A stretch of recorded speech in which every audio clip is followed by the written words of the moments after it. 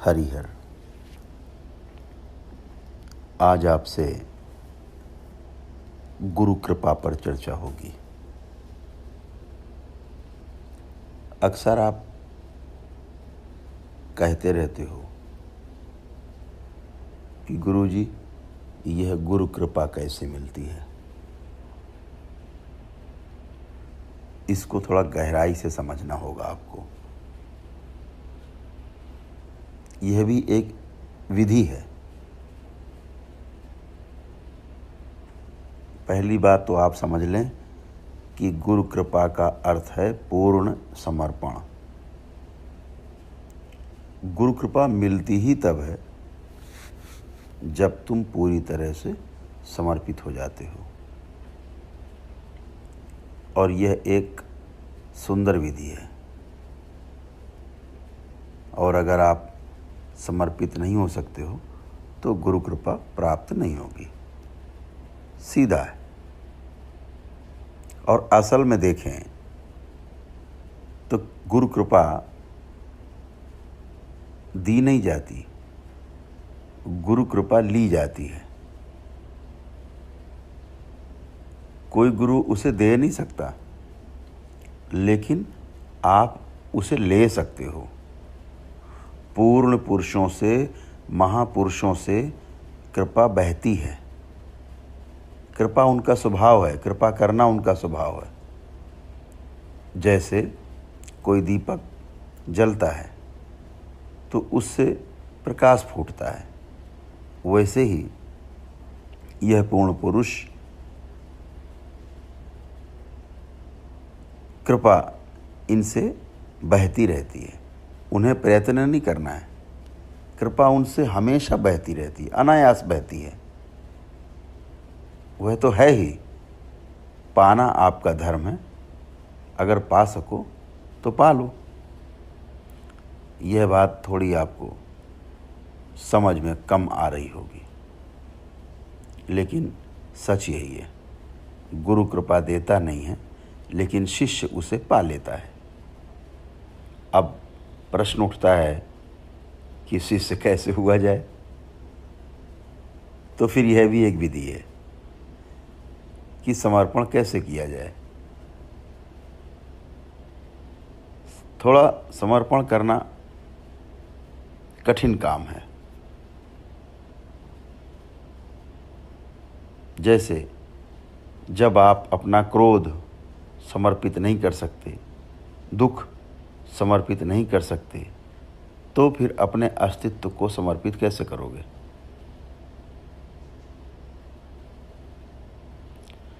सारी व्यर्थ की चीज़ें नहीं समर्पित कर सकते। ये सब रोग जैसी चीज़ें हैं। जब आप इन्हें समर्पित नहीं कर सकते तो फिर आप अपने को कैसे समर्पित करोगे। थोड़ा समझिए। समर्पण का अर्थ है पूरा का पूरा समर्पित होना, समग्र समर्पण। आप अपने आप को अपने गुरु के हाथ में छोड़ देते हो और फिर आप कहते हो, अब मैं नहीं हूँ, अब आप ही हैं। आप जो चाहे करें।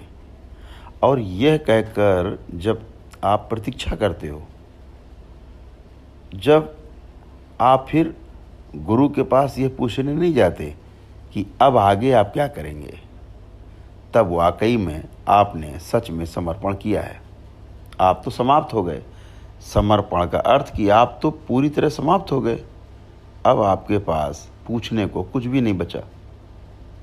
जब सही समय आएगा तो बात हो जाएगी, लेकिन अब ये कैसे हो, इसके लिए थोड़ा अत्यधिक सजग रहने की आवश्यकता पड़ेगी।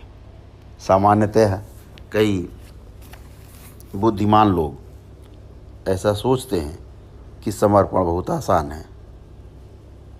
ऐसा सोचना बहुत बुद्धिमानी का काम नहीं है। बहुत लोग सोचते हैं गुरु के चरण छुए और समर्पण हो गया, गुरु के चरणों में मस्तक रख दिया और समर्पण हो गया। यह समर्पण नहीं है, यह श्रद्धा है। आस्था है। समर्पण में पैर छूना उसका एक हिस्सा हो सकता है, लेकिन सिर्फ पैर छू लेने से, मस्तक चरणों में रख देने से समर्पण हो गया, ऐसा कभी भूल कर भी मत सोचना। समर्पण एक आंतरिक भाव दशा है। इसमें अपने आप को पूरी तरह से जलाकर खाक कर देना है, राख कर देना है। जहाँ पर केवल गुरु बचेगा, आप बिल्कुल नहीं होगे, सिर्फ गुरु ही बचता है। इसके लिए और भी ज़्यादा सतर्कता की आवश्यकता है। और ये सतर्कता क्या है? ये सतर्कता तब आती है जब आप किसी विधि का उपयोग करते हो और आप यह अनुभव करते हो कि मैं असहाय हूँ। लेकिन कोई प्रयोग करने के पहले ही अपने असहाय होने का निर्णय मत ले लीजिए, यह गलत निर्णय होगा। पहले जो भी विधियां हैं, वह विधियां चाहे तंत्र की हों, चाहे ध्यान की हों, साधनाओं की हों, जिधर भी आप जाना चाहते हैं, पहले उनका प्रयोग करो और पूरी प्रामाणिकता से, पूरी समर्पण के साथ प्रयोग करो। अगर विधियों से काम चल गया तो समर्पण की आवश्यकता बचेगी नहीं, फिर तो आप अपने आप ही पूरे हो जाओगे। अगर आप प्रामाणिक रूप से विधियों का प्रयोग करते हो और अपने आप को बिल्कुल धोखा नहीं देते हो और पूरा का पूरा करते हो जैसा बताया गया है, बावजूद इसके अगर कुछ भी नहीं मिलता, कुछ भी नहीं होता, तब आपको पहली बार अपने असहाय होने का अनुभव होगा। तब आप अनुभव करोगे कि मैं कुछ भी नहीं कर सकता हूँ। अगर यह भाव गहरे में चला जाए, असहायता का भाव, हेल्पलेस, यह भाव जब गहरे चला जाएगा, एकदम गहरे में चला जाएगा, तब आप समर्पण के योग्य बन जाओगे, इसके पहले नहीं। कभी आप सोचो, क्या आपने असहाय अनुभव किया है अपने आप को? कोई असहाय नहीं अनुभव करता है, कोई नहीं समझता है कि मैं असहाय हूँ। हर एक आदमी मानता है कि मैं यह कर सकता हूँ, मैं वह कर सकता हूँ, जब मैं चाहूँ तब कर सकता हूँ। हर एक आदमी सोचता है, क्योंकि मैं नहीं चाहता हूँ इसलिए नहीं करता हूँ। यदि चाहूँ तो ज़रूर कर लूँगा, जिस समय चाहूँगा, जिस क्षण चाहूँगा कर लूँगा। ना करने का इतना ही कारण है कि मैं भी करना नहीं चाहता हूँ। लेकिन कोई व्यक्ति असहाय अपने आप को नहीं मानता, अनुभव नहीं करता। लेकिन अगर कोई कहे कि गुरु कृपा से मामला बन सकता है, तो आप सोचोगे कि चलो फिर तो बढ़िया काम है।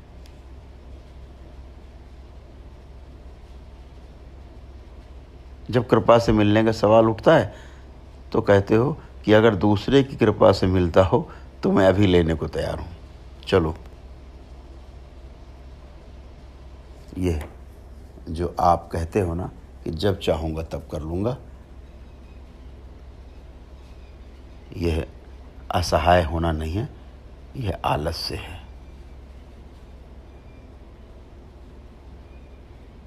दोनों बातों में थोड़ा सा फर्क है।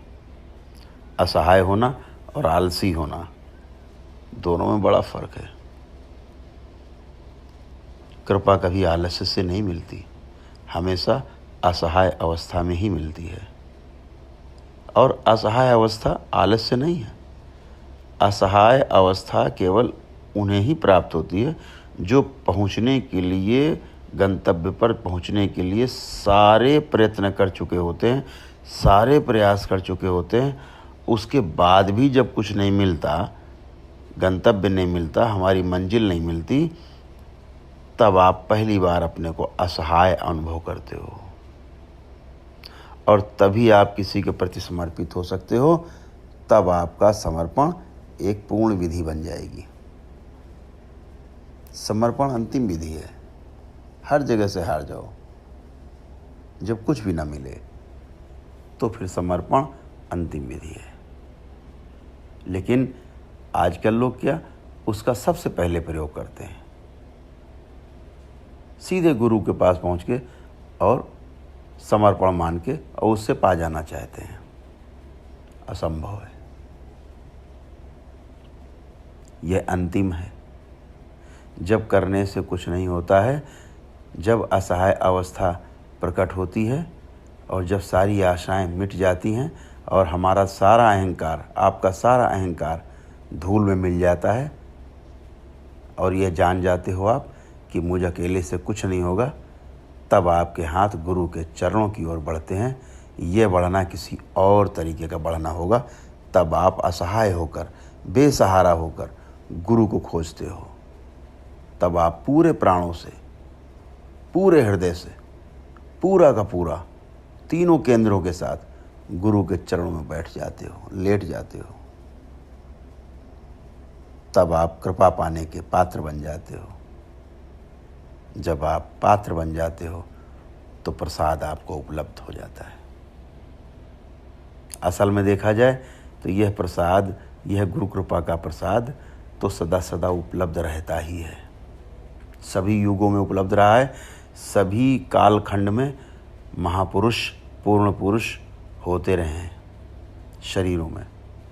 लेकिन जब तक आप अपने को खोने के लिए तैयार नहीं होगे, तब तक आप उनके संपर्क में नहीं आ सकते। यह भी हो सकता है कि आप ठीक उनके बगल में, आसपास, पीछे बैठे हो, बातें भी कर रहे हो, लेकिन आपका संपर्क नहीं होगा। और ठीक से समझें तो दूरियां 3 तरह की होती हैं। एक तो दूरी है स्थान की दूरी, डिस्टेंस। आप वहाँ बैठे हो और मैं यहाँ बैठा हूँ। हमारे और आपके बीच में जो स्थान की दूरी है, यह 2 बिंदुओं की दूरी है, यह स्थान की दूरी है। थोड़ा आप नज़दीक आ जाओगे, दूरी कम हो जाएगी। और यदि आप मुझे छू लो तो सारी दूरी समाप्त हो जाएगी। लेकिन यह केवल स्थान की दूरी समाप्त हुई है। दूसरी दूरी समय की दूरी है। जैसे आपका कोई मित्र है, चल बसा, मृत्यु हो गई, तो दूसरे स्थान पर एक बिंदु पूरी तरह से गायब हो गया। लेकिन आप आंख बंद करोगे और अनुभव करोगे कि आप बिल्कुल मित्र के निकट हो। और उस समय कोई व्यक्ति आपके बगल में बैठा होगा, आपको लगेगा वह नहीं है। वह नज़दीक बैठा व्यक्ति दूर मालूम होगा, लेकिन जो मित्र चल बसा है, आपका मृत्यु हो गई है, वह आपको नज़दीक मालूम पड़ेगा।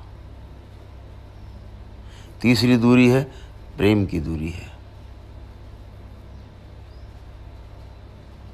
लोग कहते हैं ना कि समय सब कुछ भुला देता है। लोग कहते हैं कि समय से सारे घाव भर जाते हैं। जब समय की लंबी दूरी हो जाती है तो हमारी स्मृतियां धुंधली होती होती लुप्त प्राय हो जाती हैं, धीरे धीरे मिट जाती हैं। लेकिन समय के पार जो है वह प्रेम की दूरी है। प्रेम की दूरी समय के भी पार है। ये तीसरा आयाम है। अगर आप किसी को प्रेम करते हो, भले ही वो किसी दूसरे देश में रहता हो,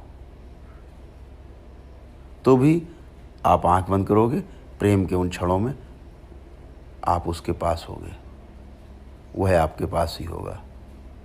हो सकता है वह कभी मर गया हो और आप दोनों के बीच सदियों की दूरी पैदा हो गई हो, लेकिन प्रेम में कोई दूरी नहीं होगी। आंख बंद करोगे, नज़दीक पाओगे। तो महापुरुषों के पास कोई अभी हो सकता है 2000 साल, 3000 सालों का, 5000 सालों का, 10,000 वर्षों का, कोई अर्थ नहीं है, क्योंकि दूरी प्रेम की है। आपके पास वह महापुरुष नहीं है, उसका शरीर जा चुका है, वह शरीर को छोड़ चुका है, लेकिन उसने शरीर छोड़ा है 20 साल पहले, 25 साल पहले, 100 साल पहले, 500 साल पहले। 10,000 साल पहले, लेकिन आपके प्रेम में कोई दूरी नहीं है। अगर आप उस पूर्ण पुरुष के प्रेम में हैं तो समय और स्थान की दूरियां मिट जाएंगी। तब गुरु से दूरी मिट जाएगी, तब पूर्ण पुरुष से दूरी मिट जाएगी। तब गुरु यहीं हैं और अभी हैं। और ध्यान रखें, गुरु कृपा उनका आप याद करेंगे, उन्हें आप प्रेम करेंगे। वह जो प्रेम की दूरी है, ये तीसरा आयाम, तो आपको कृपा तुरंत मिल सकती है। आप पूर्ण पुरुषों के बगल में बैठे हो सकते हो। जहाँ तक स्थान का संबंध है कोई अंतराल नहीं है, समय में भी कोई अंतराल नहीं है, लेकिन अगर प्रेम नहीं है तो दूरी अनंत है। इसलिए हो सकता है कि कोई महापुरुषों के समय में भी, उनके रहने के समय भी, उनके शरीर यात्रा के रहने के समय में भी, उनके साथ रह करके भी उनके संपर्क में ना रहा हो, और कोई व्यक्ति यहाँ और अभी उनके संपर्क में हो सकता है, जबकि शरीर उनका नहीं है। तो हमेशा गुरु का प्रसाद, गुरु की कृपा प्रेम के आयाम में घटती है।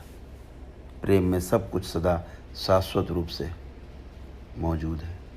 इसलिए आप प्रेम में हो तो गुरु कृपा मिल सकती है। लेकिन प्रेम समर्पण है। प्रेम का अर्थ है कि आप से, यानी दूसरा आपसे ज़्यादा महत्वपूर्ण हो गया है। अब आप दूसरे के जीवन के लिए अपना जीवन दे सकते हो। दूसरा जिए, इसके लिए आप अपने आप को निछावर कर सकते हो। अब दूसरा व्यक्ति आपका केंद्र बन गया है, आप केवल एक परिधि हो। धीरे धीरे आप पूरी तरह विलीन हो जाते हो और सिर्फ दूसरा ही रहता है, केंद्र ही रह जाता है। उसी क्षण आपको गुरु कृपा उपलब्ध हो जाती है। ये कभी मत सोचो कि गुरु आपको कृपा दे सकता है। गुरु आपको प्रसाद के रूप में कृपा दे सकता है, ऐसा मत सोचो। केवल यह सोचो एक असहाय शिष्य कैसे बना जाए, जो कि पूरी तरह से गुरु के प्रेम में समर्पित हो। तब गुरु आपके पास आएगा। जब शिष्य तैयार है तो गुरु सदा आता ही है। यह शारीरिक उपस्थिति का प्रश्न नहीं है। जब आप पूरी तरह तैयार हो तो प्रेम के किसी अज्ञात आयाम से गुरु कृपा अवश्य उतरती है।